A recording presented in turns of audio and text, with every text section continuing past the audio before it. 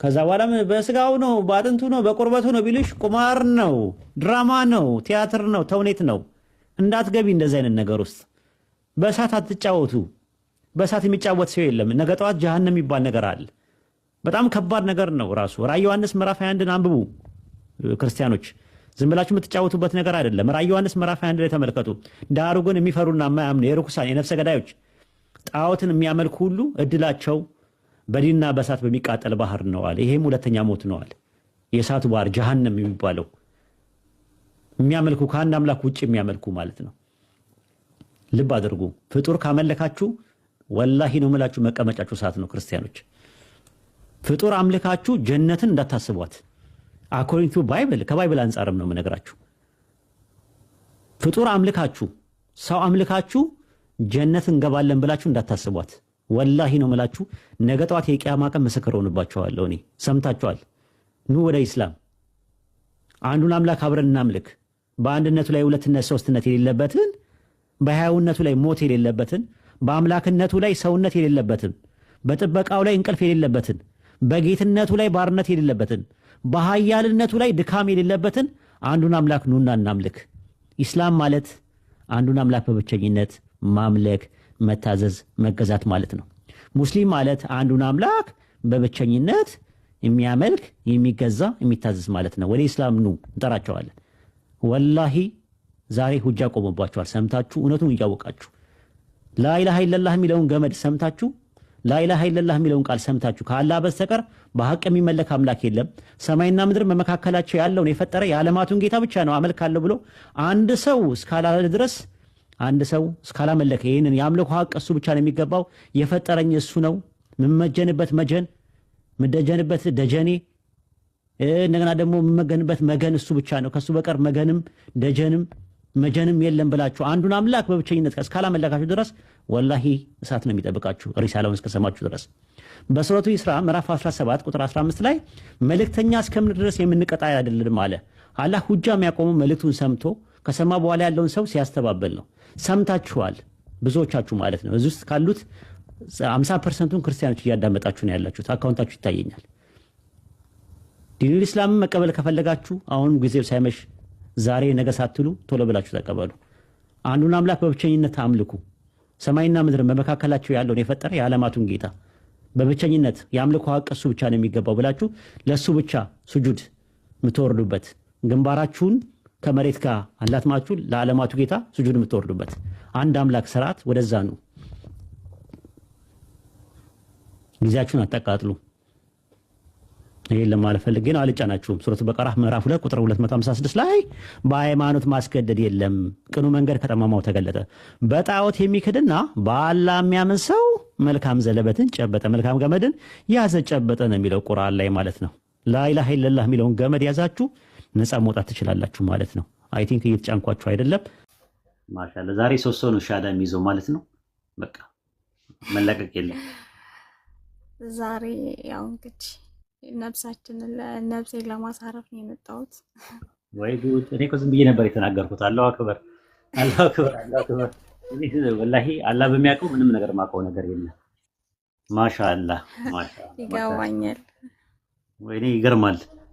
እኔ የምጠብቀው እንደውም ሚስን ነው የምጠብቀው የነበረው እና ሜሮንን ጠብቅ ነበር። አንቺ ግን አልጠበቅኩኝ ለመናገር ኢንሻአላህ። እና ሻዳ አይቅደም ወይስ ጥያቄ ያለሽ? አንድ ትንሽ በእስልምና ዙሪያ ትንሽ ነገር አንዳንድ ነገሮችን በለኝና ከዛ እንትን እንላለን። እሺ ኢንሻአላህ እንትን በይና ጠይቅኝና ያለ ሻዳ ትይዣለሽ። ያው ማወቅ የምፈልገው የእስልምና መሰረታዊ ነገሮች የሚሉትን ነገር እንትኖቹ አርካኑል ኢስላም የሚባሉት ነገሮች ናቸው። የእስልምና መሰረት የሚባሉ አምስት ናቸው። አዎ አንደኛው ላኢላሃ ኢለላህ የሚለው ነው። የመጀመሪያው ላኢላሃ ኢለላህ ማለት ከአላህ በስተቀር በሐቅ የሚመለክ አምላክ የለም የሚለው ከአደም ጀምሮ የነበረ ነው። ከዛ በኋላ እንትኑ ይቀያየራል ማለት ነው። ለምሳሌ ኢብራሂም በነበረበት ሰዓት ከሆነ ኢብራሂም ረሱሉላህ ኢብራሂም መልእክተኛ አድርገው በወቅቱ የነበሩ ተከታዮቹ ይቀበላሉ ማለት ነው። ሙሳ በነበረበት ሰዓት ደግሞ ሙሳ የአላህ መልእክተኛ ነው ብለው ይቀበሉ ነበር። ኢሳን በነበረበት ሰዓት ደግሞ ኢሳን ደግሞ የአላህ መልእክተኛ ነው ብለው ይቀበላሉ። አሁን ደግሞ ታይሙ ዲስፔንሴሽኑ ወይም ዘመነ መግቦቱ የረሱል ሰለላሁ ዐለይሂ ወሰለም ስለሆነ ረሱል ሰለላሁ ዐለይሂ ወሰለም ደግሞ የአላህ መልእክተኛ ናቸው ብሎ ሰው ይቀበላል ማለት ነው። ይሄ የመጀመሪያው ነው። ሁለተኛው ነገር ደግሞ ምንድነው? ሶላት ነው። ሶላት የሚለው ነገር ጸሎት፣ ሲምፕሊ ጸሎት ማለት ነው ትርጉሙ። በቀን 5 ጊዜ ነው እንትን የሚለው። ከዛ በፊት የነበሩ ሰዎች ምናልባት 7 ሊሆን ይችላል፣ ምናልባት 40 ሊሆን ይችላል፣ ምናልባት 50 ጊዜ አናቅም። ግን ጸሎት የሚባለው ኮንሴፕት ነበረ። ሱረቱል አንቢያ ምዕራፍ 21 ቁጥር 87 ላይ እንደዛ ነው። ወደ እነርሱ ሰላትን ዘካን መስጠትን አወርድናል። ከጥንትም ጀምሮ የነበሩት ሰላት ነበራቸው። ኢብራሂም ቤተሰቦቹን በሰላት ያዝዝ ነበር ይላል። ስለዚህ ምንድነው ሰላት ማለት ጸሎት ማለት ነው። ጸሎት ከጥንትም ጀምሮ ነበረ ራሱ ማለት ነው። ዘካ የሚባል ደግሞ አለ። ዘካ ማለት ምጽዋት ነው። ሶስተኛው ማለት ነው። ዘካ ምጽዋት ማለት ነው። ምጽዋት አሁን በእኛ በኢስላም 2.5% ነው ከካፒታል ላይ። ነገር ግን ጥንት የነበረው ምናልባት ከ110 እጅ ሊሆን ይችላል፣ ከ11 እጅ ሊሆን ይችላል፣ አናውቅም። ግን ምጽዋት ከጥንትም ጀምሮ ነበረ፣ ከአደምም ጀምሮ። አራተኛው ደግሞ ምንድነው? የጾም ማለት ነው። ሲያም የሚባለው ወይም ደግሞ ጾም የሚባለው ጾም ከጥንትም ጀምሮ ነበረ። ሱረቱ በቀራ ምዕራፍ 2 ቁጥር 183 ላይ እንደዛ ነው። እናንተ ያመናችሁ ሆይ ጾምን ከእናንተ በፊት በነበሩት እንደተደነገገ በእናንተ ላይም ተደንግጓል እያለ ይናገራል። ከጥንትም ጀምሮ ነበር። ግን ጾም የሚባለው ምን ላይ ነበር እንትን የሚሉት የሚጾሙት? ወሩ ስንት ላይ ነው አናቅም። ረመዳን ምንድን ነው? የጾም ስም ነው አይደለም፣ የወር ስም ነው። 9ኛ ወር ምን ይባላል? ረመዳን ይባላል። ምናልባት አይታወቅም። መስከረም ላይ ነው የሚጾሙት፣ ጥቅምት ላይ ነው የሚጾሙት የነበረው አናቅም። ግን ጾም ነበራቸው። ከምንድን ነው የሚጾሙት? ለምንድን ነው የሚጾሙት? እንዴት ነው የሚጾሙት? አልተገለጸም። ግን ጾም ነበራቸው። እኛ አሁን ከምንድን ነው የምንጾመው ሲባል ከፀሐይ መውጫ እስከ ፀሐይ መጥለቂያ ከምግብና ከመጠጥ መከልከል ነው። መቼ ነው የምንጾመው? ረመዳን ላይ። ለምንድን ነው የምንጾመው? ተቋዋ ለማግኘት። ምክንያታችን ማን ነው ጾሙ ያለው? አላህ ነው። ይሄ እንደዚህ አይነት ነገሮችን እናገኛለን ዝርዝር በቁርአናችን ማለት ነው።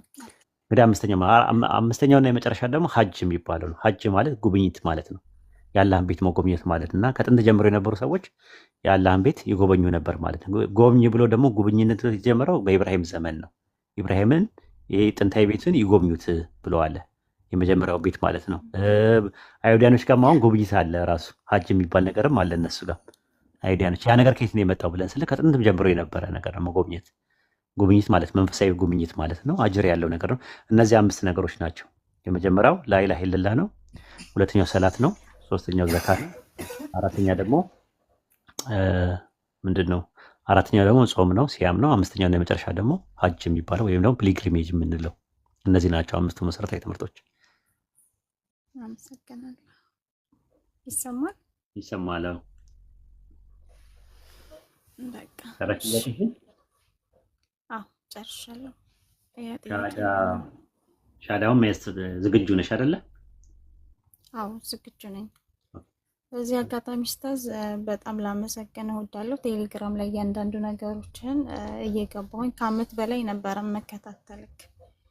እገባለሁ፣ አያለሁ፣ እወጣለሁ። ኦኬ። በዛሃሩም አለች በዛም እና ብዙ የእናንተ እገዛ ያው በዚህ ላይ ባይሆንም በዛ ያለውን ነገር በጣም የብዙ ህይወቶችን መቀየር እንደሚችል በዚህ አጋጣሚ መናገር እፈልጋለሁ። ኢንሻአላህ አላህ ይቀበለን። ዱዓ አድርግልን። ዱዓ ከስርም ያሉ ሰዎች ያደርጉልናል። ኢንሻአላህ አላህ ይቀበለን፣ እዚሁ ያስቀርብን። እዚሁ ለኢሉኝና ስሙልኝ ከሚላቸው ባሮቹ አላህ ያድርገን። ከዛ ውስጥ አላህ ነፃ ያወጣን። ለሱ ተብሎ ያላህን ፊት ከጅለንበት ያላህን ውዴታ ፈልገው ከሚያደርጉ ባሮቹ ያድርገን። እዚህ እንደምንታየው ሰዎች እንደሚገምቱን እንደሚያስቡና እንደሚሉን አላህ ያድርገን ማለት ነው። አላህ ይቀበለን ሁላችንም። ኢንሻአላህ ዱዓ ታደርጊልኛለሽ ለኔ የመጀመሪያ። እሺ እኔ የምለውን ተከትለሽ ታያለሽ ማለት ነው። ኢንሻአላህ ሻሃዳሽን ያዥ። እሺ አሽሀዱ አላ ኢላሃ ይሰማል። አላ ኢላሃ ኢላላህ ወአሽሀዱ አነ ሙሐመደን አብዱሁ ወረሱሉሁ እኔ ከአላህ በስተቀር በሀቅ የሚመለክ አምላክ እንደሌለ በልቤ አምኜ በአፌ እመሰክራለሁ። እኔ ሙሐመድ የአላህ ባሪያና መልእክተኛ መሆኑን በልቤ አምኜ በአፌ እመሰክራለሁ። በልቤ አምኜ በአፌ መሰክራለሁ። ማሻአላ ማሻአላ። አላሁ አክበር አላሁ አክበር አላሁ አክበር አላሁ አክበር ተክቢር አላሁ አክበር ተክቢር አላሁ አክበር። ማሻአላ። ወደ ዲኑ እስላም ቀጥታ ላኢላሃ ኢለላህ የሚለውን ገመድ ይዘሽ ገብተሻል ማለት ነው። አላህ በቁርአን ውስጥ በሱረቱ አሊ ኢምራን ምዕራፍ 3 ቁጥር 103 ላይ እንደዛ ነው የአላህን ገመድ አድርጋችሁ ያዙ አለ። ያ ገመድ ምንድን ነው? በእሳት ጉድጓድ አፋፍ ላይ በነበራችሁ ጊዜ ከእርሷም አዳናችሁም የሚለው አላህ መዳኛሽ ነው። አሁን ላኢላሃ ኢለላህ የሚለውን ገመድ ነው። ያ ገመዱን እስከ መጨረሻው ድረስ አለቀሽ መያዝ መቻል አለብሽ። ገመዱ አሁን ተንጠልጥለሽ አምልጠሻል። ተንጠልጥለሽ የወጣሽበት ገመድ ነው። ኢንሻአላህ አላህ ይቀበልሽ። አላሁ አክበር። ሲጀመር አንደኛም ነገር ማለት አውቆ መግባቱ ትልቁ ነገር ለዚህ ነው የሚጠቅመው። ማለት በደንብ ነገሮችን ማወቅ፣ ህጎቹን በደንብ ማወቅ እነዚህን ነገሮች በስነ ስርዓት ለመከታተል እንትን ይላል። ኢንሻአላህ አላህ ይቀበልሽ። አላህ ዱዓ አድርጊልኝ ለኔም ኢንሻአላህ። አንቺ ማለት አሁን በረሱል ሰለላሁ ዐለይሂ ወሰለም በሐዲስ ላይ ወደ እስልምና የገባ ሰው እንደተወለደ ሕፃን ነው ብለዋል። ኃጢአቱ የባለፈው ኃጢአቱ በአጠቃላይ ወንጀሉ ይታጠብለታል ብለዋል። እና በጣም እድለኛ ነሽ። አሁን እፎይ የምትይበት ጊዜ ነው። አንድ ሰላም ነው የተሰማኝ አልሐምዱሊላህ። ምክንያቱም በጣም ይጨንቃል። አንድ ሰው ሃይማኖት የሌለው ፈጣሪ እንዳለ እያመነ አንድ አምላክ እንዳለ እያወቀ በቃ ማለት ለማወቅ የቱ ነው የሚለውን ነገር ስታገል ቆይቻለሁ። እና ከዛ ደግሞ እንደዚህ አይነት ነገር ስትል እውነት ልብ ሲያርፍ ደስ ይላል። በጣም ነበር ሰሞኑን ለመወሰን በቃ እንደዚህ ማድረግ አለብኝ ያልኩ ከብዙ ጭንቀት በኋላ ነው እውነት እንደዚህ ደፍሬ በቃ እንትን ያልኩት። ኢንሻአላህ አላህ ብቻ ለሀገር የምታገኝበት ያርግልሽ። በጣም ነው ደስ የሚለው። ምክንያቱም ማረፍ ነው ትልቁ ነገር። እኛ ከጀሃነም ማስመለጥ ነው ስራችን። አፋፉ በጣም አደገኛ ነው። አፋፉን ታውቂዋለሽ። ሽርክ ነው፣ ኩፍር ነው፣ ኒፋቅ ነው፣ ቢዳ ነው። እንደዚህ ዳርዳ ወደዛ የሚዳርግ ነገር ውስጥ ነበር የነበራችሁት። ከዛ ነፃ እንድትወጡ ነው የምንፈልገው እኛ። ሌላው ደግሞ ማረፍም ነው ራሱ። ላኢላሃ ኢለላህ ያለ ሰው ያርፋል፣ ሰላም ያገኛል፣ ውስጡ ሰላም ያገኛል ራሱ ማለት ነው። እና ቀላል ነገር አይደለም። የወሰንሽ ውሳኔ ትልቅ ዲሲዥን ሜኪንግ ፕሮሰስ ማለት ትልቅ ውሳኔ መወሰን የሚፈልግ ጊዜ የሚፈልግም ነገር ነው። የህይወትና የሞት ጉዳይ ነው። የዘላለም ህይወትና የዘላለም ሞት፣ የጀነትና የጀሃነም ጉዳይ ስለሆነ ትልቅ ውሳኔ ነው። ሜጀር ዲሲዥን የወሰንሽው። አላህ ይቀበልሽ። ዛህራን አስገቡልኝ እስቲ ያጀማ ጥሩልኝ። ዛህራ ካለችበት ደውላችሁም ቢሆን ጥሩና እስከዛ ድረስ ኡስታዝ ጀማልን ፎሎ አድርጊውና ለኡስታዝ ጀማል ትንሽን ስጨው ስልክሽን አስቀምጭለት። ፎሎ አድርጌዋለሁ መሰለኝ በፊት። ኡስታዝ ጀማል አለን ተደራርገናል። ቆይተዋል እኮ ከተደራርገናል። ስልክሽን ለኡስታዝ ጀማል አስቀምጭለትና ግሩፕ አለን እዛ ውስጥ ገቢና በደንብ ቁርአን ትቀራለሽ፣ ትምህርት ትማሪያለሽ። መሰረታዊ የሆኑትን ነገሮች ማለት አሁን ለምሳሌ ሰላት ምናምን የሚሉትን ነገር ማወቅ ፈልግ። እነሱን ነገሮች ያው የሚያስተምረኝና ማወቅ ፈልጋለሁ። ኢንሻአላህ ትማሪያለሽ፣ ችግር የለውም። በደንብ ነው የምትማሪው። በዛ ላይ ደግሞ እንዳልኩሽ ነው መበርታት ነው። አንቺ የምፈልጊውን ትምህርት እንትን ነው። ላይቭ ላይ ስንገባም ለጊዜው ሌላ ቦታ ሂጂ፣ ሌላ ቦታ እንትናት ቤት መክፈት ወይ ምናምን ነገር ሳታደርግ እኛ ጋር ስንከፍት ምን ስል እኔ ጭራሽ ቤት መክፈት ምናምን አልፈልግም። መማር ነው የምፈልገው። እኛ ጋር እንደዚህ ላይቭ ስገባ አስገባኝ መነበሽ ከሰጻኪልኝ እዚህ እየመጣሽ ማንኛውም ጥያቄ መጠየቅ መማር ማደግ ነው። ኢንሻአላህ በርቺ። አላህ ያበርታሽ ገሊላ። አሜን። ስምሽ ማን እንዲባል ትፈልጊያለሽ? የሙስሊም ለመባል እዚህ ጋር ጓደኛ አለችኝና ያላህ ባሪያ እውነት በጣም የረዳችኝ ጓደኛ አለችኝ እዚህ ማቃትና እሷ የሆነ ስም አውጥታልኝ ነበረ ማውጣት የምትፈልጋና ማን ነበር ያለችኝ? ማርያም ምናምን እኔ ነኝ ማውጣልሽ ብላኝ ነበረ ካለች ማለት ማርያም ደስ የሚል ስም ነው። ማሻአላ። በነገራችን ላይ ገሊላ የሚባለው ስም የተጸወው ስምሽ ከሆነ ከመታወቂያሽ ላይና ፓስፖርትሽ ላይ መቀየር አይጠበቅብሽም። አንድ እንትን ዲን ጋር የሚቃረን ከሽርክ ጋር ምናምን ነገር ሲሆን ለምሳሌ ገብረ ማርያም፣ ገብረ ኢየሱስ ምናምን ነገር ምናምን ከሆነ ገብር ማለት ባሪያ ማለት ነው። አብድ ማለት ነው። አብድ ደግሞ ለአላህ ነው የሚበቃው። አብዱል ነቢይ አብዱል ረሱል አይባልም በኢስላም። ለምን? የረሱል ሰለላሁ ዐለይሂ ወሰለም ነብይነት እንጂ እሳቸው ሰው ናቸው። ኦንቶሎጂካሊ ከኛ የሚለዩበት ነገር ሰው ናቸው። ከኛ የሚለዩበት ሜታፊዚካሊ ነው የሚለያቸው። ነብይ መሆናቸው፣ መልእክተኛ መሆናቸው፣ የነቢያት መደምደሚያ መሆናቸው በማዕረግ ይለያሉ በደረጃ። በተረፈ ሰው አይመለክም። ለሰው ባሪያ መሆን አይፈቀድም በኢስላም። ከዛ አንጻር ነው ገባሽ የማይፈቀደው ይሄን እንጂ ገሊላ ምንም መታወቂያ ላይ ምናምን መቀየር አይጠበቅብሽ። ለእኛ ለመግባቢያ ግን መርየም የሚለው ስም ማሻላ አሪፍ ስም ነው። አሪፍ ስም ነው። ጸድቆልሻል። እኔ የምልሽ ይሄ አሁን እዚህ ፊት ለፊት ላይ ያለው መስቀሉ ላይ የተሰቀለው ሰው ነው ወይስ አምላክ ነው? መጀመሪያ አንድ ጥያቄ ልጠይቅ። ኦኬ፣ ክርስትና መልስ የለውም? አይ ልጠይቅ አንዴ። እሺ፣ መልስ የላችሁም እናንተ? እንዴት መልስልኝ ስለፈለግኩ። እሺ፣ ኦኬ። ስለዚህ ያው ክርስትና መልስ የለውም ብለናል። እሺ፣ እሱ ያንተ አስተሳሰብ ነው። ቆይ ልንገርህ፣ ልጠይቅህማ። እሺ፣ በቁርአን ማለት ነው። እሺ፣ እኛ ያው ሙስሊሞች ስላለን እንመልሳለን እኮ ስለ ኢየሱስ ማለት ነው። እሺ፣ ተመልሶ እንደሚመጣ ይናገራል። አዎ ይናገራል። ኢየሱስ ይመጣል። ከዛስ ይሞታል። ኖሮ ይሞታል። እንደ ሰው? አዎ እንደ ሰው አይደለም። ሰው ስለሆነ ይሞታል። ሰው ስለሆነ ማለት ነው። አዎ። እና ለምሳሌ ማለት ነው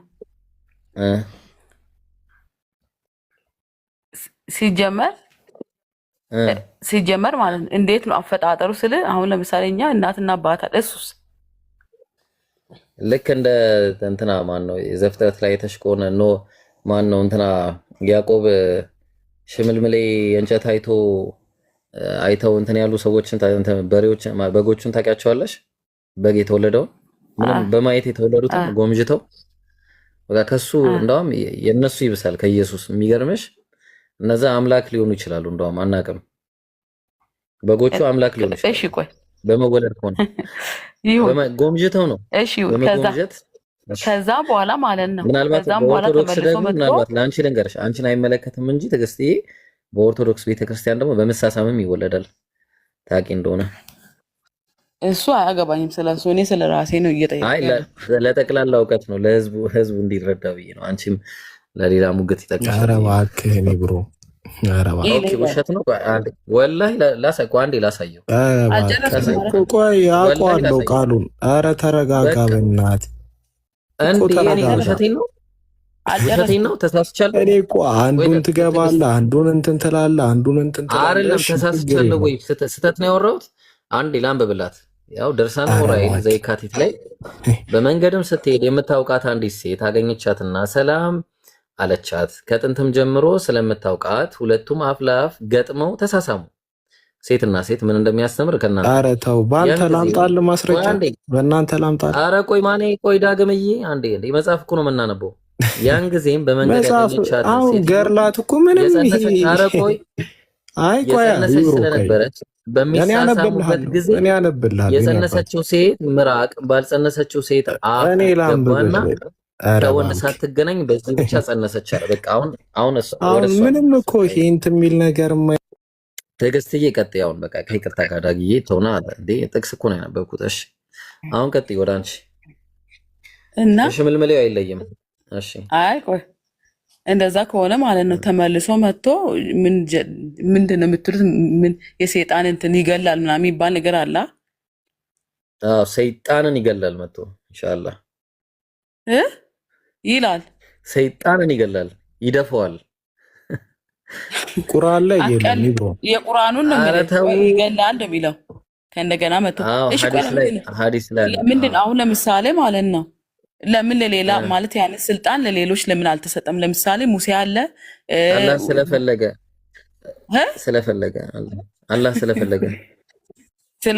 ነው እሱ እንዲገል እሱ እንዲገል ስለፈለገ ምን ስለሆነ እሱ ከነሱ ከሌሎቹ በምን በልጦ ስለበለጠ ነው።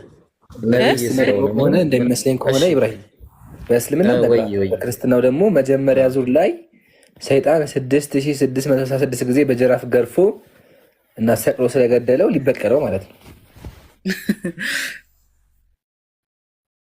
አይ ስለ በሱ ኢየሱስ ነው የምሬን ነው የምልህ። ኢየሱስ መጥቶ እንደዚህ ሌሎች እኮ ከሱ ለምሳሌ ከሱ በላይ እንትን የሰሩት አሉ አይደል? በእናንተ ማለት ነው በእናንተ ቁርአን ከሱ በላይ እንትን የሰሩ አሉ። ለምን እነሱ ለምሳሌ ነብይ ይቅርታ እንግዲህ ከተሳሳትኩኝ ነብይ መሐመድ አለ አይደል? ለምን እሱ መጥቶ አይገልም ሰይጣኑ? ኦኬ እሺ፣ ችግር የለውም እንመልስልሻለን። ግን እንደ ደብል ስታንዳርድ አድርጌ በጠቅሽ ፈቃደኛ ነሽ ወይስ መጀመሪያ እንመልስልሽ?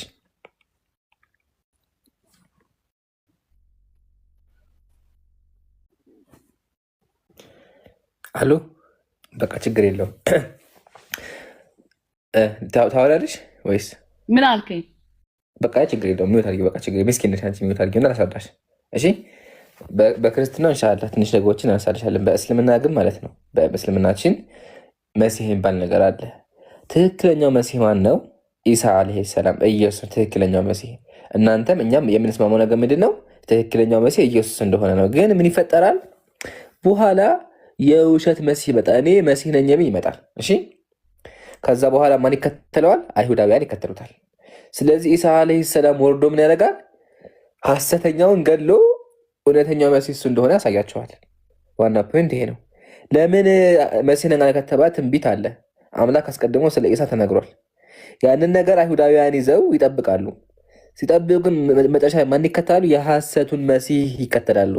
የሐሰቱ መሲህ ደግሞ ገዳይ፣ ጨፍጫፊ ነው።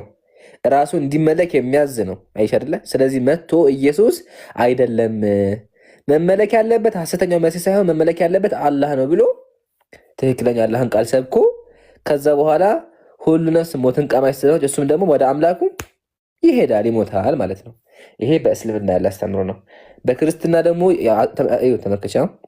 እሺ በክርስትና ደግሞ ኢየሱስ ለተከታዮቹ ምን አላቸው? እኔ እመጣለሁኝ። የምመጣው ደግሞ መቼ ነው? እናንተ ሳታረጁ ሳትሞቱ እመጣለሁኝ አላቸው። ለጓደኞቹ ምን አላቸው? እመጣለሁኝ አላቸው። ሄደ።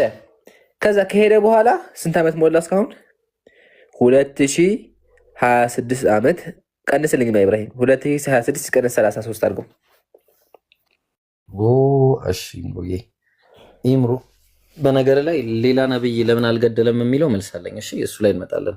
እሺ 2026 ሲቀነስ 33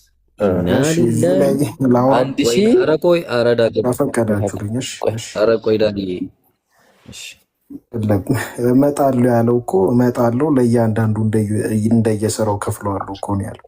እሱ ራእይ 1:8 ነው። አትቀላቅል 1:7 ነው እኮ አሁን ያነሳው ገላ ያለውን ነው። ቦታዎችን ወቃችሁ ስለምን እንደማወራ ተረዳ። ያው ጥቅስ አድርጋችሁ የምትፈልጓትን ውጤት አይደለም። አንተ ነህ እኮ እንረዳውን እንረዳዋለን። እንትና ደግሞ መጀመሪያ መጽሐፍ ቅዱስን ተምረህና እኛ ስለ ራእይ አላወራንም። እሺ አትቀላቅል። አየህ እኔ ከአንተ የተሻለ መጽሐፍ ቅዱስን አውቃለሁ። ስለዚህ ሙስሊም እንኳን በልጦሃል። ስለዚህ መጽሐፍህን በደንብ ለማንበብ ሞክር። እሺ የራእይ መጽሐፍ አልጠቀስኩም አድርገው። እሺ ስለዚህ አጀማ ስንት ዓመት ነው እንትና ኢየሱስ የቀረው? 1993 ዓመት አለፈ። ኢየሱስ በዛው ቀረ ማለት ነው። በዛው ቀረ። ሁለተኛ ደግሞ ለምን ይገለዋል እንኳን ብንል በክርስትና እንደዛ የሚል ጥቅስ እንኳን ብታመጡ የለም። ግን ብታገኙ ራሱ የሚገድለው በክርስትናችሁ መጀመሪያ ኢየሱስን ስለገደለባችሁ ሊበቀለው ነው ብዬ አስረዳቸዋለሁ። ለምን አምላካችሁ የገደለው ሰይጣን ስለሆነ። ኢብራሂም ጨምርበት። ኦልራይት ኢምሩዬ፣ እንዴ አንድ ነገር ሰምቼ እኮ ነው። በጣም የሚገርም ነገር ኢየሱስ ክርስቶስ ነቢዩላህ ዒሳ ዓለይሂ ሰላም የሚገለው ደጃልን ነው። ስፔሲፊካሊ ስሙ ደጃል ይባላል። ምንነቱን ያው ስለ ምንነቱ በአጭሩ ምንድነው ባህሪው ሰይጣናዊ ነው። እሱ ባህሪው ምንድነው? የሰይጣን ባህሪ ያለው ነው። እሱን መጥቶ የሚገለው ዒሳ ሲሆን ነቢያችን ሰለላሁ ዐለይሂ ወሰለም ደግሞ ሌሎች ሰይጣኖችን ገለዋል። አያችሁ ለምሳሌ ምን አለ ቁርአን ላይ ወኢዛ ለቁል ለዚነ አመኑ ቃሉ አመና ወኢዛ ኸለው ኢላ ሸያጢንህም ቃሉ ኢና ማዕኩም ኢነማ ነሕኑ ሙስተህዚኡን ይላል። እነዚህ እንግዲህ ነቢያችን ሰለላሁ ዐለይሂ ወሰለም ላይና አላህ ላይ የሚሳለቁትን እነዛ ሰይጣናቶች ይላል። ሰይጣናቶች የሆኑትን በድር ጦርነት ላይ ምን ሆነዋል? ተገለዋል ማለት ነው። ተግባባን። ነቢዩም ሰይጣንን ገለዋል። ዒሳም መጥቶ ሰይጣንን ይገላል። ግልጽ ነው። የሰይጣኖቹ አይነት ይለያያል እንጂ ሰይጣናትን ነቢዩም ገለዋል፣ ማንም ገለዋል። ነቢዩላህ ዒሳም መጥተው ይገላሉ ማለት ነው። በአጭሩ ይሄ ነው። ምንም አዲስ ነገር አለ? ሁሉም ይገላል። ነቢያቶች ሁሉ ሰይጣንን ገለዋል። ኦኬ ትዕግስት ዝም አልሽ? አይ አላልኩም። እኔ ለምሳሌ ማለት ለምን ፈጣሪ መግደል አይችልም? እሱ ፈጣሪ ለምሳሌ ጥያቄ ጥያቄ አላህ እሱን መግደል አይችልም? ለምን ኢየሱስ መውረድ ኢየሱስ መጥቶ እንደገና መግደሉ ለምን አስፈለገ? ትክክል ነሽ። ትክክል ነሽ። ለምሳሌ እንተነ ቁጫጭን ማን ነው የሚገላት? ምናልባት እንቋቁሪት ወይ እንቁራሪትን በይው ብቻ ማን ነው መቶ የሚገላቸው? ማን ነው?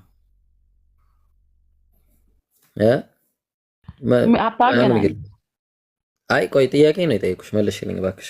ሰውም ይገለዋል እኮ ለምንድን ነው እግዚአብሔር መጥቶ የማይገለው? ምን ያገናኘዋል? ይሄን ያቆም ጥያቄ መልስልኝ። እግዚአብሔር ለምን አይገልም? ይችላል፣ ሁሉን የሚችል ነው እግዚአብሔር። ታዲያ እኮ ለምንድን ነው ታዲያ ሰው እንዲገል ያደረገው? ለምን ተጠየቁ እኮ ለምንድን ነው? በቃ እንደዚህ እሱ ነው በቃ እንደዚህ ነው። በቃ ቁጫጭን ሰው እንደሚገለው ሁሉ በቃ እንዲገድል እንዳደረገው ኢየሱስንም አላህ መርጦ አደረገው። ቁጫጭንም መርጦ እንዲገል ያደረገው አንድን ሰው ነው። በቃ አለቀ። ምንም አዲስ የከፋ ነገር የለውም።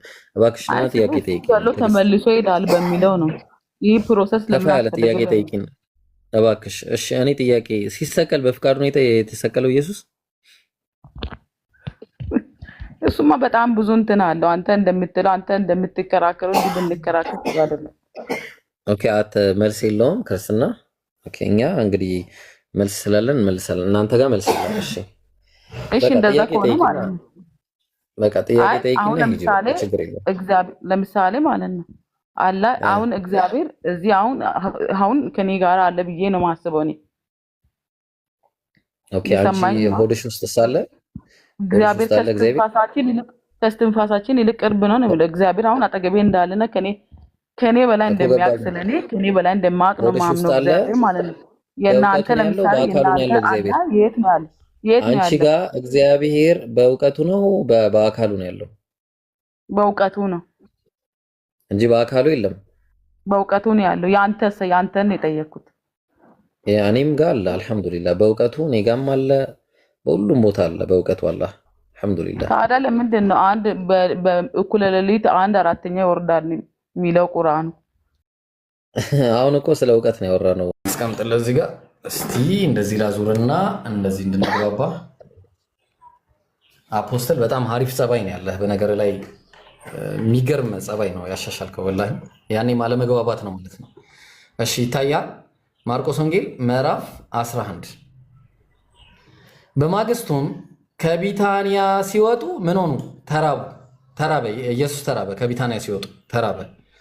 ቅጠልም ያለባት በለስ ከሩቅ አይቶ ምናልባት አንዳች ይገኝባት እንደሆን ብሎ ሲጀመር አምላክ ከሆነ ምናልባት እንዴት ይላል? የመጀመሪያው ጥያቄ። ሁለተኛ መጣ፣ ነገር ግን የበለስ ወራት አልነበረም፣ የበለስ ወራትንም አያውቅም። ስለዚህ መጥቶም ከቅጠል በቀር ምንም አላገኘባትም አለ። ምን ለማድረግ ነበር ሄደው? ምን ሊያገኝ ነበር ሄደው? መጀመሪያ አፖስትል ፍሬ ሊያገኝባት ፈልጎ ነበረ፣ ፍሬ አላገኘባትም ነው የሄደው። እርግጠኛ ሆኖ ነው ወይስ በምናልባት ነው ሄደው? ምናልባት የሚል ቃል አለ እዛ ላይ። ምናልባት ሁሉን አዋቂነትን ያሳያል ወይስ ጥርጣሬ ነው የሚያሳየው? አይ እዚህ ጋር የሚያሳየው ክርስቶስ የእኛን ስጋ ኧረ አፖስትል እባክህ፣ ምናልባት የሚለው ቃል ጥርጣሬ ነው የሚያሳየው ወይስ ሁሉን አዋቂነትን ያሳያል? እኮ ምናልባት የመለኮታዊ ቃል ስላልሆነ የአዳምን ስጋ ያሳያል። እሱ ምን እንመጣበታለን። እኔ ጥያቄ እሱ አይደለም። ምናልባት የሚለው ቃል ጥርጣሬ ነው ወይስ ሁሉን አዋቂነት ነው የሚያሳየው? እሺ ኢየሱስ ክርስቶስ ፍጹም ሰው ነው፣ ፍጹም አምላክ ነው። ኧረ ለአላህ ብለህ መልስ መልስልኝ አፖስትል። ምናልባት የሚለው ቃል ሁሉን አዋቂነትን ያሳያል ወይስ ጥርጣሬን ያሳያል? ጥርጣሬ ቢኖርበትም የሰውነት ኔቸርም ስላለው ነው ክርስቶስ። ኧረ ቆይ በቃ ጥርጣሬ አለበት። በቃ እናመሰግናለን። ሁለተኛ ሶስተኛ የሰውነት ኔቸር አለው። ፍጹም ሰው ጥያቄው እሱ ፍጹም ሰው ፍጹም ምናምን በኋላ ትለኛለህ፣ ችግር የለም። አሁን እዚህ ጋር ግን ተጠራጥሮ አልተጠራጠረም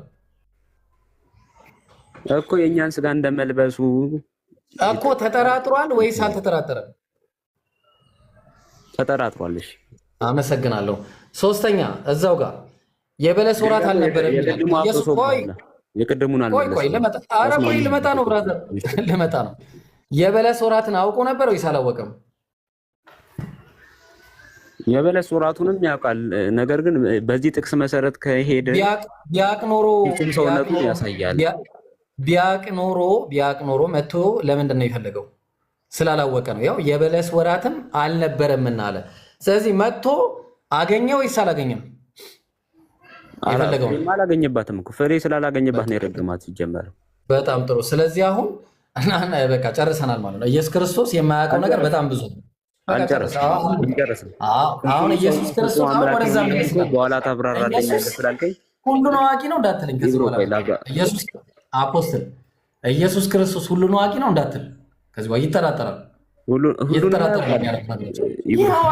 ይኸው ሀየን አምላክም ነው። ሁለት እንትን ከእሱ ጋር እንጨርስና ትቀጥላለህ። ስለዚህ አሁን ይህን ጨረስንና ወደዛኛው እንመጣለን። ነቢያት ፍጹም አምላክ ነው የሚለውን ወዴት ታደርገዋለህ? ፍጹም ሰው እሱ ማስረጃ እኔ ሰው መሆኑን ብቻ ነው ያገኘሁት። እሺ ማስረጃ ለምሳሌ የዮሐንስ ወንጌል ምዕራፍ 1 ከቁጥር 1 ጀምሮ በመጀመሪያ ቃል ነበር፣ ቃልም እግዚአብሔር ነበር በማለት ይናገርና ቁጥር 14 ላይ ቃልም ስጋ ሆነ ጸጋና እውነትን ተመርቶ በእኛ አደረ በማለት ይናገራል። በእኛ ነው። አሁንም ፍጹም ሰው ፍጹም አምላክ የሚል አላመጣም፣ ግን እንዲሁ ለሙግት ዝም ብሎ ቃል በቃል ጀመርክ እንዴ? አይ አላልኩም፣ እንደዛ ቃል በቃል አላልኩም። ኢየሱስ ክርስቶስ ፍጹም ሰው ፍጹም አምላክ መሆኑን አያሳይም። አፖስትል በመጀመሪያ እዚህ ጋር በመጀመሪያ ቃል ነበር አለ። ከዛ ይሄ ቃል ደግሞ በእግዚአብሔር ዘንድ ነበር። ትክክል ነህ። እግዚአብሔር ዘንድ የነበረው የትኛው ቃል? አሁን ቃል አይደለም ጥያቄው፣ ቃል ሳይሆን ቃል የሚለው ሎጎስ የሚለው ነገር ለስንት ነገር ቃልም እግዚአብሔር ነበር የሚለው ምን ታደርገው? ቃልም እግዚአብሔር ነበር ልንመጣ ነው። መጀመሪያ ሎጎስ ደግሞ እግዚአብሔር ሊሆን ስለማይችል ማለት ነው። ኧረ እሱን አመጣላለሁ። ችግር የለም። አካላዊ ቃል ሆኖ ግን ተስማማ። ችግር እሱ ላይ እንመጣለን። በእግዚአብሔር እቅድ ውስጥ ሊሆን ይችላል። እሱም አያሳስብም። እግዚአብሔር እቅድ ውስጥ ከሆነ ካልሆነ ግን ኖርማል አካላዊ ቃል አይደለም። በእግዚአብሔር እቅድ አይደለም። የኢትዮጵያ መጽሐፍ ቅዱስ 92 ላይ ትፈትልኝ። እሺ ገጽ 92 ትፈትልኝ። አንዴ ቆይ እንጨርሳ። አንዴ ችግር የለውም። አይ እንደዚህ እያየን ብንሄድ ብዬ አስቤ ነው። ችግር የለውም። እናያለን። ሎጎስ የሚለው ለስንት ነገር ይላል? ለሁለት ሊውል ይችላል። በቤተክርስቲያናችን አስተምሮ ለብዙ ነገር ይውላል። አይ ቤተክርስቲያን ስላላስተማረችን ላታውቀው ትችላለህ። እኔ ግን አሳያለሁ። ለብዙ ነገር ሊውል ይችላል። አይ በዋናነት በቤተክርስቲያናችን አይ ከመጽሐፍ ቅዱስ አንጻር ስመልስልህ ለሁለት ነገሮች ተፈቶ እናገኘዋለን። ቃል የሚለው ሊተራሊ ንግግሩንም ሊሆን ይችላል። ሁለተኛ ደግሞ አካላዊ ቃል ወልድ ኢየሱስ ክርስቶስ ሊሆን ይችላል። አካላዊ ቃል ብላችሁ የምትተረጉሙት እናንተ ናችሁ። እሺ አኮ ግሪኩን ነው ማሳየኔም። እሺ አንድ ጊዜ ዮሐንስ 1 ሲ ላይ ልግባና ላሳየ። አካላዊ ቃል ብላችሁ የምትሉት እናንተ ናችሁ። አካላዊ ቃል ብሎ የሚተረጉሙ ማብራሪያ እንጂ እንትን አይደለም። ያው ትርጉሙ ለምሳሌ ይታያል። ሎጎስ የሚለው እዚህ ጋር ሎጎስ የሚለው ይታያል። ሎጎስ የሚለው ነገር ለስንት ነገር ይውላል? አንደኛ ወርድ፣ አንተ እንዳልከው ለቃል ይውላል። ወርድስ ከዛ ስቴትመንት ሊውል ይችላል፣ ሜሴጅ ሊሆን ይችላል፣ ስፒች ሊሆን ይችላል፣ አካውንት ማተር፣ እነዚህ ሁሉ ይችላል። እንደውም ሌሎችም የሚውልባቸው ሁኔታዎች አሉ። ስለዚህ አሁን ስቴትመንት አለ፣ ሜሴጅ አለ። ከዚህ በፊት ሲነገር የነበሩ ሜሴጆች፣ ስፒቾች አሉ፣ አስተምህሮቶች አሉ። ለምሳሌ ዮሐንስ 6:60 ላይ ከደቀ መዛሙርቱም ብዙዎች በሰሙ ጊዜ ይህ የሚያስጨንቅ ምንድን ነው አሉ? ንግግር ነው አሉ። ይሄ ንግግር አስተምሮ ነው። ኢየሱስ ያስተምረው የነበረው ንግግር ማንስ ሊሰማው ይችላል አሉ። ተግባባን? በጣም የሚያስጨንቅ ንግግር ነው አሉ። ስለዚህ አስተምሮ ነው። ስለዚህ በአስተምሮ እነሱ ያስማሙናል። ችግር የለም። አሁን ልመጣ። እሺ እንደውም እሺ እኔ ማልስማማበት ከአንተ ጋር በምንድን ነው? እሺ ኦኬ ይቅርታ እንትን ነካብኝ። እሺ ሌላ ደግሞ ላሳይ። እኔ ከአንተ ጋር ማልስማማበት ምንድን ነው? የዮሐንስ ወንጌል 1 ያለው ቃል የተባለው ወልድ እንደሆነ እኔ አምናለሁ። ማስረጃ ማምጣት ካልከኝ አመጣለሁ። እኔ ደግሞ ወልድ ነው ብዬ አምናለሁ። እኔም ችግር የለውም አታስብ። እሺ ወልድ ነው፣ ወልድ አይደለም ብዬ አላምንም። ኦኬ ተስማማን። እሺ በቃ እንደዛ ከሆነ እኔ ወልድ አይደለም ብዬ አልሞግትም። ኢቨን አምላክ ነው ብዬ ሞግታለሁ። እንዴት እንደሆነ ግን አሳያለሁ። እሺ የጸጋ ልትለኝ እንደሆነ በዚህ አጋጣሚ መጣልኝ እንዲሁ ሳስበው። ትክክል። የጸጋ ደግሞ እንዳልሆነ ደግሞ እኔም ሞግታለሁ። እሱ ላይ ነው የምናወራው። በቃ አሁን እኮ ኢየሱስ ጌታ አይደለም አይባልም፣ አምላክ አይደለም አይባልም። ሙሴም ጌታ አይደለም አይባልም፣ አምላክም አይደለም አይባልም። ሙሴ ራሱ የእግዚአብሔር ቃል ይመጣላቸው ሁሉ አምላክ ተብሏል፣ ጌታ ተብሏል፣ የእግዚአብሔር ልጆች ተብሏል። ችግሩ ግን አሁን ምንድነው? ከአይቴዎስ ሄን ሆሎጎስ ይላል። ተግባባል? ከአይቴዎስ ቴዎስ ምንድነው? ሎጎስ ነው አለ። ስለዚህ ይሄ ቴዎስ የተባለው ምንድነው? ቴዎስ ማለት ኤጋድ ነው። ኤጋድ ተግባባን? ትንሹ አምላክ ነው። ትንሹ አምላክ ትንንሽ አምላኮች አሉ።